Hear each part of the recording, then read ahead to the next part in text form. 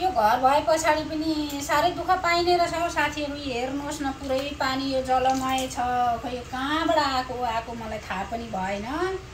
यो जुन यहाँ रातो यो ट्याङ्की छ नि, यो ट्याङ्कीको यो सम्पमको जुन तार उता पर सम्पममा जान्छ, यो तारले पानी नफ्याँकेको हो कि जस्तो पनि लाग्यो। यो यहाँ एउटा फ्यान छ, यो फ्यान घुमेको जस्तो पनि मैले बुझेको छैन। अब भएको के हो एक्ज्याक्टली थाहा छैन। 10-12 दिन भयो यति धेरै जलमय पानी। हेर्नुहोस् न, यो यस्तो साह्रो, यो साह्रै दुःख दियो मलाई त नि। यो हेपेकै हो क्या अलिक त। यो के गर्ने अब मान्छे बोलाउन त भन्दा 2-4 हजार लगिजान्छ।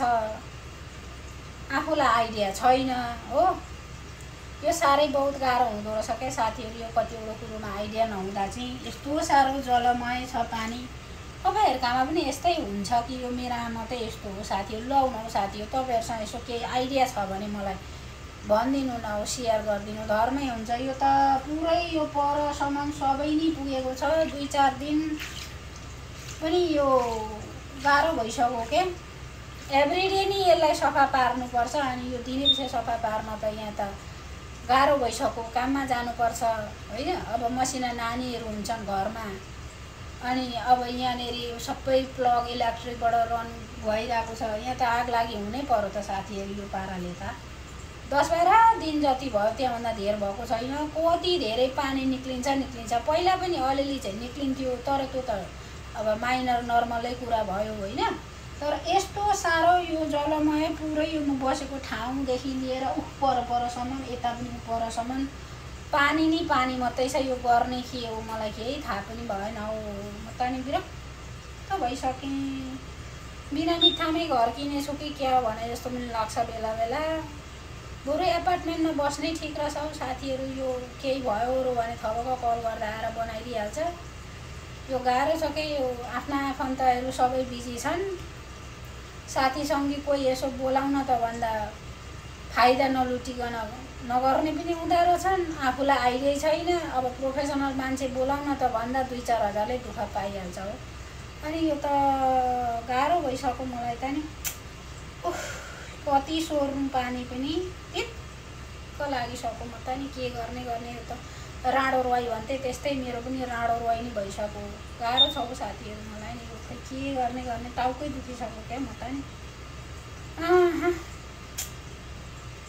गाह्रो छ, धेरै गाह्रो छ जिन्दगीमा।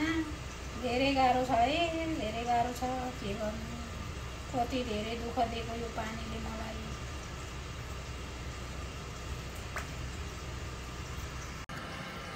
अब पानी सोर्न थालेँ म। के गर्नु, यो नसोरी पनि नहुने। हेर्नु न पुरै कति छ।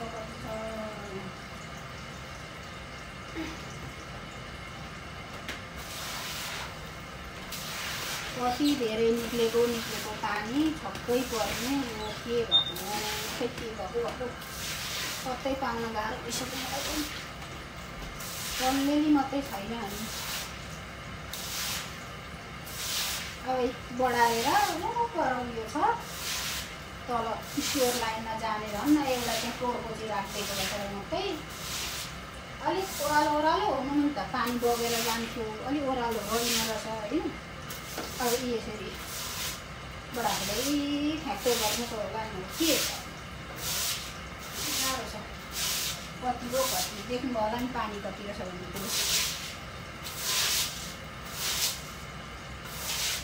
गाह्रो भयो साथीहरू। तपाईँहरूसँग यसो आइडिया छ भने यसो चाहिँ भएको होला भनेर भनिदिनु होला। घर किनेको मान्छेहरूलाई त प्रायः बस्नु, घर किनेर बस्नु भएकोलाई त ज्ञान थाहा हुन्छ नि त के भएको एक्ज्याक्टली भन्ने कुरो चाहिँ।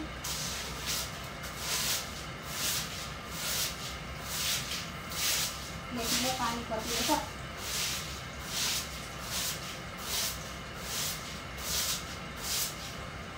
यो मपिङ गरौँ त भन्दा मोप गर्ने उपाय नै छ।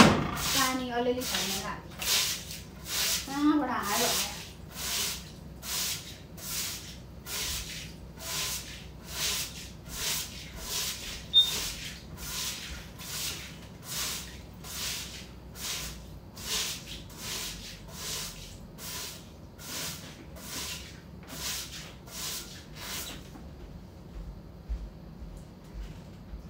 अहिलेका लागि त सोरेँ। अब भरे फेरि एकछिनमा 2-3 घन्टा पछाडि उस्तै हुन्छ हो जलमय।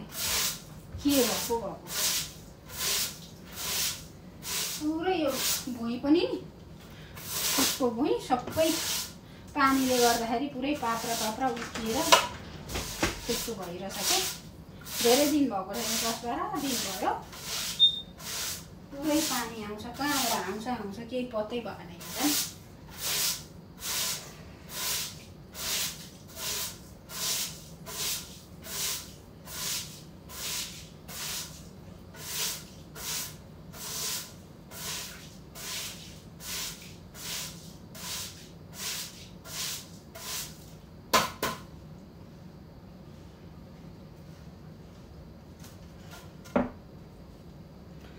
अब यसको वरिपरि चाहिँ अलिअलि मपिङ गर्नु पर्ला होइन। झाडुले मात्रै झाडेन हुन्छ।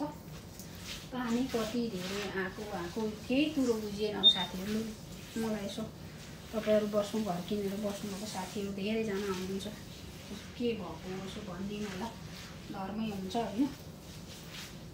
अहिलेलाई त अब मैले गरेँ। अब एकछिनमा फेरि 2-4 घन्टा पछाडि फेरि उस्तै नै हुन्छ। अनि यो पाराले त अनि कामदाम सब छोडेर लाग्ने बेला त यो पानी सोराइनु त भएन होइन।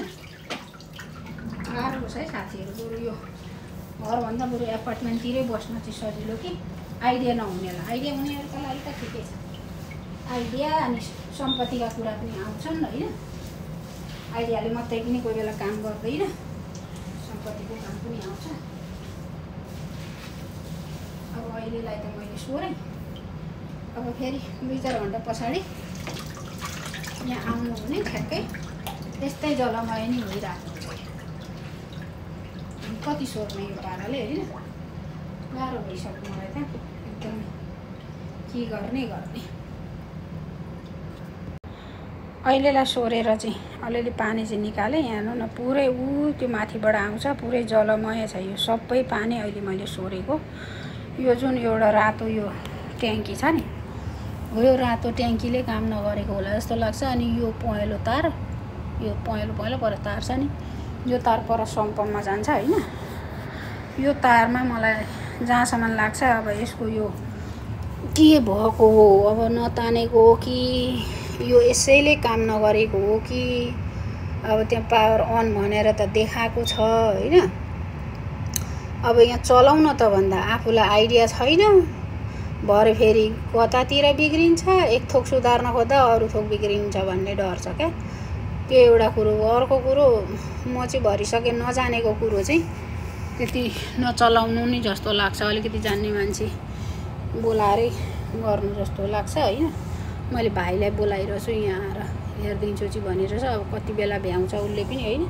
अब यो विकेन्डको बेलामा कसैको छुट्टी हुन्छ कसैको हुँदैन। अनि आएर हेर्दैदेखि चाहिँ अलिकति म त रुन्थ्यो कि यो पाराले त पुरै यहाँ मुनिबाट यताबाट पानी आउँछ, ठ्याक्कै आउन थालेको पानी त। अनि यो पाराले त म त 24 आवर यहाँनिर पानी सोर्नेमा त अब त्यो त गुड भएन होइन। काममा पनि जानुपर्छ। धन्न हो त्यहाँ पर त्यो लन्ड्रीको छेउमा त्यहाँ दुलो छ र सोरे। यस्तै छ साथीहरू मेरो हालखबर भनेको होइन। अब छुट्टीका दिन पनि नसोचेको काम के र के आइलागि जान्छ। घर भएपछि त झन् आइलागिहाल्दो रहेछ। अब आइडिया अलिक छैन पनि यो कतिवटा कुरामा होइन। कताबाट के कनेक्सन गरेको हुन्छ, कताबाट कसो गरेर बनाएका हुन्छन्, चलाउन ओर्न पनि भरे कता के हुन्छ। त्यो भएर धेरै दिन त भएको छैन, 10-12 दिन भयो। कति धेरै पानी आउँछ। अब यो अघि आउन सुरु गरेको यहाँ 1 घन्टा पनि राम्रो भुइँ ओगाउँदैन। अनि अब आधी घन्टा पछाडि आउनु हो भने ठक्कै पानी फेरि अघिकै जस्तो जलमय त्यस्तरी नै निक्लिन्छ। फेरि कता के भएको। अब हेरौँ, भाइ आएर बनाइदिन्छु त्यहाँ हेर्छु त भन्दैछ। अब ऊ अलि अगाडि घर किनेको मान्छे होइन, थोरै ज्ञान हुन्छ। यस्तै छ साथीहरू हालखबर भनेको। अरू अब एउटा बनाउन खोज्दा अर्कातिर समस्या आइलाग्न पनि सक्छ होइन। गाह्रो छ जिन्दगीमा, धेरै गाह्रो छ। घर भएपछि अझै गाह्रो।